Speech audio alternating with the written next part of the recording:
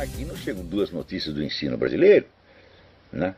Primeiro, os brasileiros, eu lembro o seguinte, que quando eu estava na Romênia, né, todo mundo falava francês. Daí eu falava onde você aprendeu. Daí eu sujeito com o maior orgulho dizia o seguinte: eu tive 2 anos de francês no ginásio. No Brasil, os filhos das putas têm 8 anos de inglês. 2 ou 3 aulas por semana e não falam inglês, não são capazes de escrever uma linha em inglês sem cometer 10 erros. E se você pergunta alguma coisa para ele na rua em inglês, ele não sabe o que você está falando. O que há? Acontece o seguinte, que a cultura brasileira, ela é contra o conhecimento. Isso é assim desde o tempo da colônia. E ninguém fez nada para mudar isso. Daí o pessoal fala, não, nós precisamos fazer uma campanha para incentivar o gosto pela leitura. Eu digo, hã? O gosto pela leitura? Mas o pessoal lê Playboy, lê o Almanac da Mônica, né? Lê a seção de esportes. O pessoal lê pra caralho. O movimento editorial no Brasil não está ruim. Você só lê merda, porra. Hã? Então, quer dizer, existe um famoso estudo de um crítico inglês chamado Richard Hogarth, que fez essa pergunta. Olha, agora toda a classe operária está alfabetizada, mas vamos ver o que eles estão lendo. Então era fotonovela, era livrinho de pornografia. Então criou-se um novo analfabetismo. E no Brasil, alfabetizar as pessoas é dar a eles esse novo analfabetismo. Quer dizer, isso foi observado na Inglaterra 70 anos atrás. Os caras imediatamente botaram a mão na cabeça e viram que tinham que tomar uma providência. No Brasil, a melhor maneira de garantir que o sujeito vai permanecer em culto é mandá-lo para a escola, porra. Sobretudo para a universidade. Né? Você vê, essa semana mesmo eu estava comentando na minha aula do Seminário de Filosofia, eu comentei uma discussão que houve num grupo, uma lista chamada Lógicos do Brasil, uma lista de 400 professores de lógica, comentando coisas que eles afirmam que eu teria dito e que eu nunca disse. Inventaram lá meia dúzia de besteira, botaram na minha boca e falaram de mim, evidentemente com aqueles ares de infinita superioridade.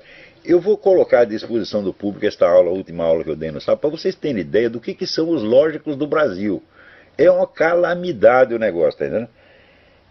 Então, intelectual no Brasil é isso aí, Bresser Pereira, Pinguela e Rosa. Pô, assim não dá, pô. Quer dizer, desse pessoal todo, essa é ainda a velha geração que eu tratei lá no Imbecil Coletivo. Pinguela e Rosa é personagem do Imbecil Coletivo. Tem lá um capítulo chamado O Pajé. Vamos lá para vocês verem quem é o Pinguela e Rosa. Né? O João Pedro Stedley é aquele que não tinha lido o próprio livro. Porque no debate que eu tive com ele na Bienal do Livro, em 1998, ele chegou lá dizendo, não, porque há um estado de violência endêmica no campo. Daí eu peguei o livro dele, A Questão Agrária no Brasil, onde estava lá a estatística de crimes acontecidos em toda a região agrária no Brasil, durante aquele ano, 38. No ano anterior, 39. Tá certo? Eu digo, isso aqui é menos do que uma delegacia no Rio de Janeiro num fim de semana, porra. Então, quer dizer, o que o livro demonstra é que o campo era a região mais pacífica do Brasil. Eu digo, você não leu o seu próprio livro? E assim por diante, né? Daí, o cara não acertava uma, era uma besta quadrada. Ele falou, não, o regime militar matou os líderes das ligas camponesas. Eu falei, porra, mas isso foi em 63, caralho. Você nem sabe quando as coisas aconteceram, cala a boca, burro. Né? E ele, quer dizer, ele saiu tão humilhado, lá que saiu batendo pezinhos, dizendo, se eu soubesse que ia ser tratado assim, eu não viria. Eu falei, não deveria ter vindo mesmo, porra. Se você vem discutir comigo, pelo menos estuda alguma coisa. Né? É esta intelectualidade que está aqui analisando a conjuntura internacional. Ai, meu saco! Né? É por isso que não vai, você está entendendo? Quer dizer, da mesmo modo que o Brasil, a cultura brasileira tem horror ao conhecimento, ela tem um amor infinito ao pseudo-intelectual. Quando você pega um intelectualzinho de merda, desse que fez um estudo assim sobre a história da escola de samba de Vila Nhocunyé, você glorifica o cara, dá um título de professor, doutor, catedrático. É impressionante, impressionante, porra.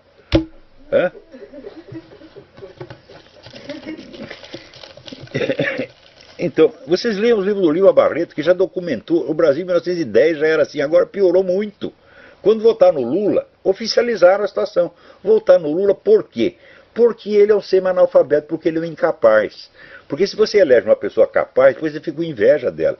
Então vamos votar num cara que a gente não precisa invejar. Um que é tão burro, tão incapaz quanto nós. Porque daí a gente sente assim, o que ele está fazendo eu também poderia fazer. E isso é tremendamente reconfortante para todo mundo. Né? E no Rio Grande do Sul tem um colunista chamado Juremir Machado da Silva. Ele não é um cara muito inteligente, mas eu já tive uns arranca-rabo com ele. Né? Sempre achei que ele era meio burrão. Mas ele de fato é, mas ele não é um cara desonesto, né? Ele foi para Cuba e disse, olha, eu fui lá e tentei ser comunista de novo. Você vê, o cara ainda está tentando ser comunista em 2012, porra. Daí ele disse, depois de 11 dias na ilha de Fidel Castro, entreguei de novo os pontos. Né? Daí ele disse, volto chocado, Cuba é uma favela no paraíso caribenho. Não fiquei trancado no mundo de 5 estrelas do Hotel Habana Libre, fui para a rua. Vi, ouvi e me estarreci. Em 42 anos, Fidel construiu o inferno ao alcance de todos. Em Cuba, até os médicos são miseráveis. Ninguém pode queixar de discriminação. É ainda pior. Os cubanos gostam de uma fórmula cristalina. Cuba tem 11 milhões de habitantes e 5 milhões de policiais. Um policial pode ganhar até 4 vezes mais que um médico, cujo salário está em torno de $15 mensais. José, professor de História, e Marcela, acompanharam num cortiço no centro de Havana com mais 10 pessoas, em outros chega a 30. Não há mais água encanada. Necessitados de tudo, querem ser ouvidos. José tem o dom da síntese. Cuba é uma prisão, um cárcere especial. Aqui já se nasce prisioneiro e a pena é perpétua. Não podemos viajar, somos vigiados em permanência. E assim vai. Olha, procure lá no Correio do Povo de Porto Alegre, de 5 de novembro de 2012. Isso aí vocês podem achar na internet. Correio do Povo de Porto Alegre, 5 de novembro de 2012. Uma crônica excelente, né? E até comovente do Juremir Machado. Assim, parabéns, Juremir. Né? Tu provou que tu tem a coragem de falar a verdade, ainda um pouco tardiamente.